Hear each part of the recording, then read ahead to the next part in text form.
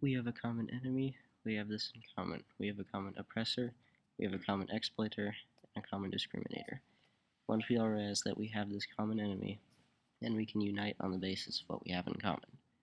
And what we found foremost in common is that enemy, the white man. He's an enemy to all of us. I know that some of you think that some of them are not enemies. Time will tell. This was an excerpt from Malcolm X's message to Grassroots, where he explained the problem that all minority groups have in common, the white man. When Malcolm Little was young, he lived with his parents and 7 siblings.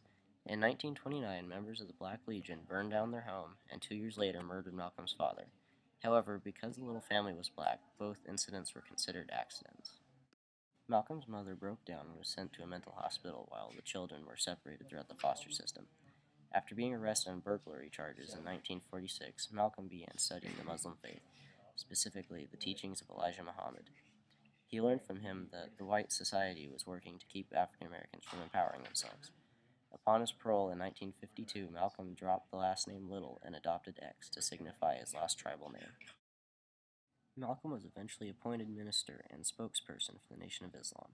Over a span of several years, Malcolm's fame grew, and eventually, to his own discomfort, eclipsed that of his mentor Elijah Muhammad. During this time was when Malcolm wrote his famous speech, Message to Grassroots, spreading the word of white oppression, and that subtle nonviolent reform would not work. Meanwhile, Malcolm's actions had gained the attention of the government, and the FBI sent undercover agents to more closely monitor the Nation of Islam's activity. One of these agents had been acting as one of Malcolm's bodyguards. After learning of Elijah's hypocritical actions, Malcolm left the Nation of Islam and began a life-changing pilgrimage to Saudi Arabia, where he shared his beliefs with other cultures. He was surprised to find that their responses were quite positive, and upon returning to the United States, he changed his focus from African Americans to people of all races.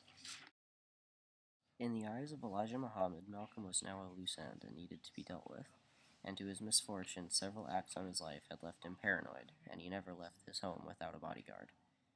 One of the attacks involved a firebombing on his own home. However, after several failed attempts, they succeeded at a speaking engagement in Manhattan's Audubon Ballroom on February 21st, 1965. 3 gunmen rushed Malcolm on stage and shot him 15 times at close range. Although Malcolm died before he could complete his campaign, he did leave an impression. But was it the impression that he wanted? If he were here today, would he have been proud of how far the world has come? It is the belief of many that he would. With racial segregation and hate crimes at an all-time low, it is the belief of many that Malcolm's work was a success.